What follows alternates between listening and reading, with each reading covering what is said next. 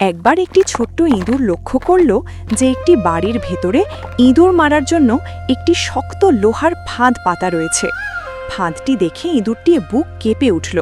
সে বুঝতে পারল এই ফাঁদ যে কোনো মুহূর্তে তার জীবন কেড়ে নিতে পারে। নিজের প্রাণ রক্ষার জন্য সে ফাঁদটি অকেজো করার সিদ্ধান্ত নিল। কিন্তু একা তার পক্ষে তা করা সম্ভব নয় বুঝতে পেরে সে বাড়ির অন্যান্য প্রাণীদের কাছে সাহায্য চাইতে লাগল। প্রথমে ইঁদুরটি বাড়িতে থাকা মুরগির কাছে গিয়ে ফাঁদের কথা খুলে বলল।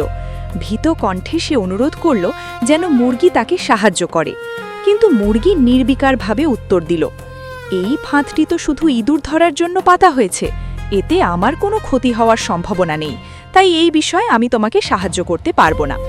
মুরগির কাছ থেকে এমন স্বার্থপর উত্তর শুনে ইঁদুরটির চোখে জল এসে গেল। তবুও সে আশা ছাড়ল না।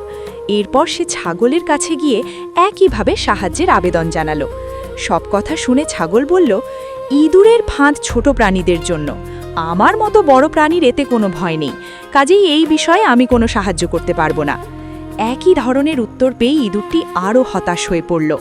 শেষ চেষ্টা হিসাবে সে গরুর কাছে গিয়ে সমস্ত ঘটনা বিশদভাবে বর্ণনা করল, কিন্তু গরুও নির্লিপ্তভাবে বলল, যে ফাঁদ আমার কোনো ক্ষতি করতে পারবে না সে বিষয়ে আমি মাথা ঘামাতে চাই না, তাই তোমাকে সাহায্য করা আমার পক্ষে সম্ভব নয়।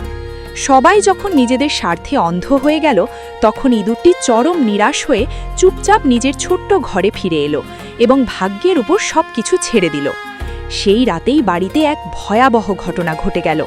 গভীর রাতে বাড়ির কর্ত্রী বুঝতে পারলেন যে ফাঁদে কিছু একটা ধরা পড়েছে। অন্ধকারের ভেতর কি ধরা পড়েছে তা না দেখেই তিনি ফাঁদের কাছে হাত বাড়ালেন।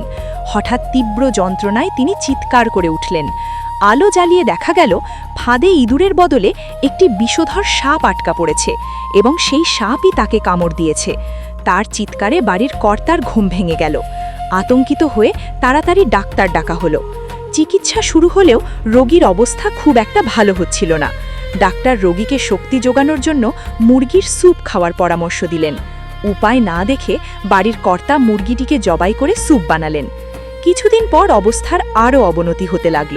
রোগীর খবর শুনে দূর দূরান্ত থেকে আত্মীয় স্বজন বাড়িতে আসতে শুরু করল। তাদের আপ্যায়নের জন্য বাড়ির কর্তা বাধ্য হয়ে ছাগলটিকেও জবাই করলেন। চিকিৎসা ও আপ্যায়নের খরচ দিন দিন বাড়তে লাগল। অনেক অর্থের প্রয়োজন হওয়ায় শেষ পর্যন্ত বাড়ির কর্তা তার একমাত্র গরুটিকেও কসাইখানায় বিক্রি করে দিতে বাধ্য হলেন। এইভাবে একে একে সেই সব প্রাণী প্রাণ হারালো যারা শুরুতে ভেবেছিল যে ইঁদুরের ফাঁদ তাদের কোনো ক্ষতি করতে পারবে না। দীর্ঘ চিকিৎসার পর অবশেষে বাড়ির কর্ত্রী সুস্থ হয়ে উঠলেন। আর এই সমস্ত ঘটনা ইঁদুরটি তার ছোট্ট ঘরের ভেতর থেকে নীরবে পর্যবেক্ষণ করল।